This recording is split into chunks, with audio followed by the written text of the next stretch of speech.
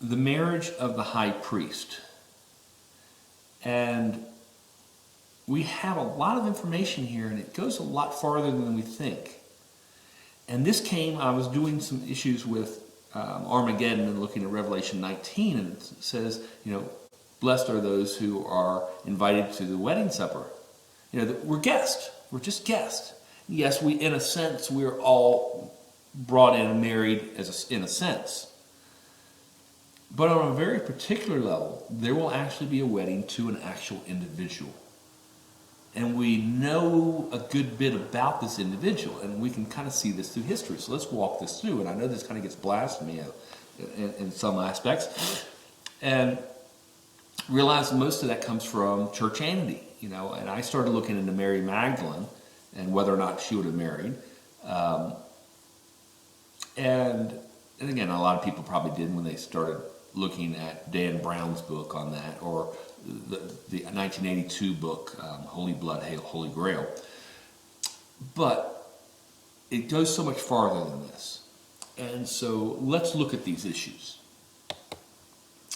Now, Leviticus 21:14, he must not marry a widow, a divorced woman, a woman defiled by prostitution, but only a virgin from his own people. People is Am. It could be a nation of Israel or his own tribe. We don't know. So we're looking for that information. Now, Ezekiel 44:22, when talking about just a priest, not a high priest, just a priest, it says they must marry an Israelite. This expands upon Leviticus 21:7.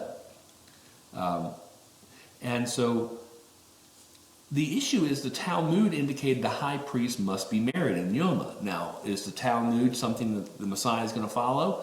Probably not. But it could be correct. Just because it's in there doesn't mean it's wrong.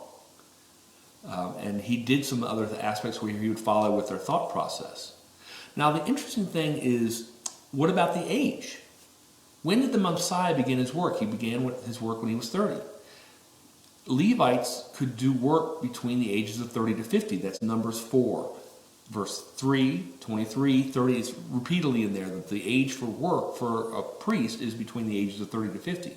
However, the high priest serves until just before his death, which is Numbers 20:26, where they took Aaron up and put the vestments on his son, who would then serve as the high priest. So the age of eligibility, the early portion of this, is not fixed in the law.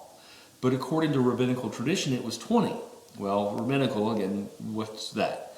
I start thinking it could very well be 30 because the Messiah waited till 30. And many have wondered about the miracle of turning water into wine and who was getting married. It appears that possibly, and again, just possibly, it could have been the Messiah because he would have been getting married before he began his ministry at the age of 30. Now, if he's going to get married back then, and I'm not too stressed about back then, I'm going to actually move more towards the future. If he would have been married, it would have most likely been to Mary Magdalene. And if so, her tribal affiliation is important to establish the word Am in Leviticus 21:14. Does it mean Israelite or from his own tribe? Now, the only information I could find on Mary Magdalene is that she was from the tribe of Benjamin. Well, that fits. It expands upon the word Am, to mean the Israelites, but it actually goes back to the actual blessings of the tribes from Moses in Deuteronomy 33, as it pertains to Benjamin. The beloved of the Lord will sit between her shoulders. They're going to hold that baby. So it's an amazing thing.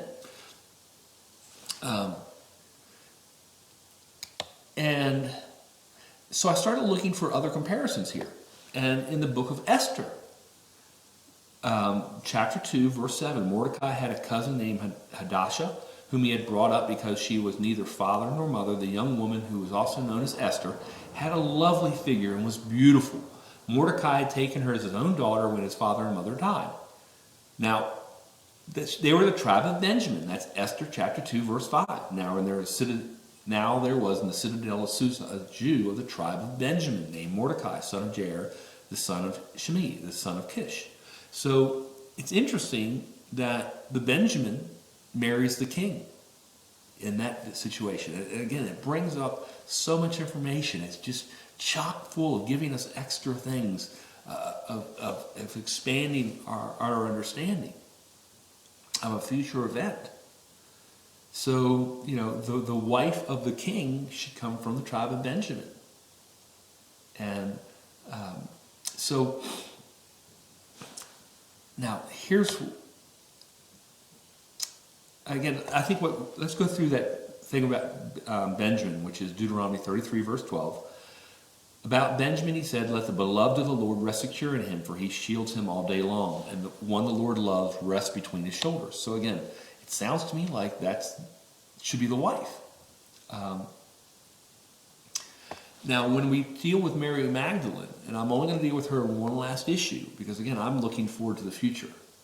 But Ezekiel 46:16, this is what the sovereign Lord says: "If the prince makes a gift from his inheritance to one of his sons, it will also belong to his descendants. It will be their property by inheritance." If he had children with Mary Magdalene, there could be sons already out there walking this earth, generations removed. They could get inheritance through that. That's an amazing thought process. But again, it's going to be a future event as well. So what I'm really looking at here is this.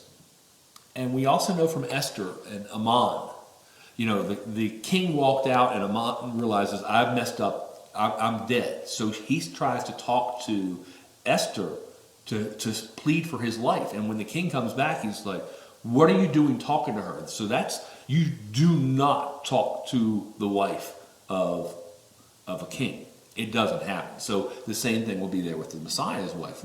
We're not there to talk to her. She's way above our pay grade. We can acknowledge something like that when she talks to us, but we don't do anything. But it's not her I really want to talk to, because I want to talk to her parents. That to me is the amazing thing. Because you wonder, I would assume that this child who's on earth right now is very close to being of married age right now. Did the angel Gabriel come to her parents and say, you're going to have a daughter and she will be the bride of the Messiah, and so teach her well on the Torah and of the Messiah? So I want to talk to her parents so much to get that information. And maybe they didn't. Maybe they did. Probably they did. Probably they did, because this child would have been raised from birth in Torah and dealing with the Messiah. So again, just an amazing thought process. We know when we go back, and we know when that wedding supper is going to be. That's going to be the very first Sukkot when we go back. Should be the wedding supper. When we look through Matthew, Mark, Luke, and John, and it talks about all the aspects, we have the parable of the 10 virgins. It never says the 10 virgins were betrothed to the bridegroom. It just says that they were virgins. Okay? And all the other times, it gives us all the information on all these parables. Always talk about a wedding supper. It tells us where to sit. Sit in the back so that if you're brought forward, you get honored. Don't sit in the front, because it would be embarrassing to be put to the back.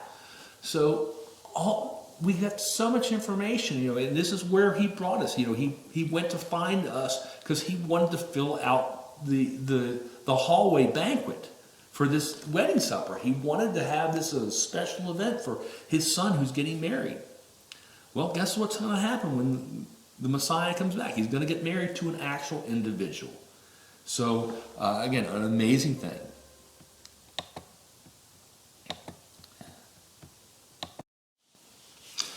And so you really have to ask, why is there such animosity with Mary Magdalene? Why did the Catholic Church come out to call her a prostitute and basically every other name that they could think about? And that was to call the Messiah not able to be the high priest so they could be. It's all about principles and principalities. It's the arguments over our head all the time.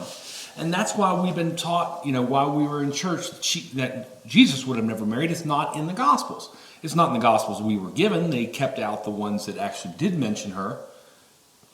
But it was also so the Catholic priests could go around and they could say, oh, we're supposed to be celibate because that's the way it's supposed to be. Well, the Torah has regulations on the marriage. And more than that, in Genesis 1, we're told to be fruitful and multiply. So the Catholic Church says, oh, no, the creator of the universe, he's now Satan. We are now the one. So, again, there's a reason for that animosity there. There's a reason they keep those things out and try to keep them from us. So when we think back on the idea of Mary Magdalene and we say, well, we have to get these thoughts out of our head. One of the things saying, okay, well, if he's a God, how's he going to marry a human? I don't know. I don't care. Those are things that are left over from churchianity that has tried to downplay that issue and arguments that they've raised. I'm just happy he's coming back.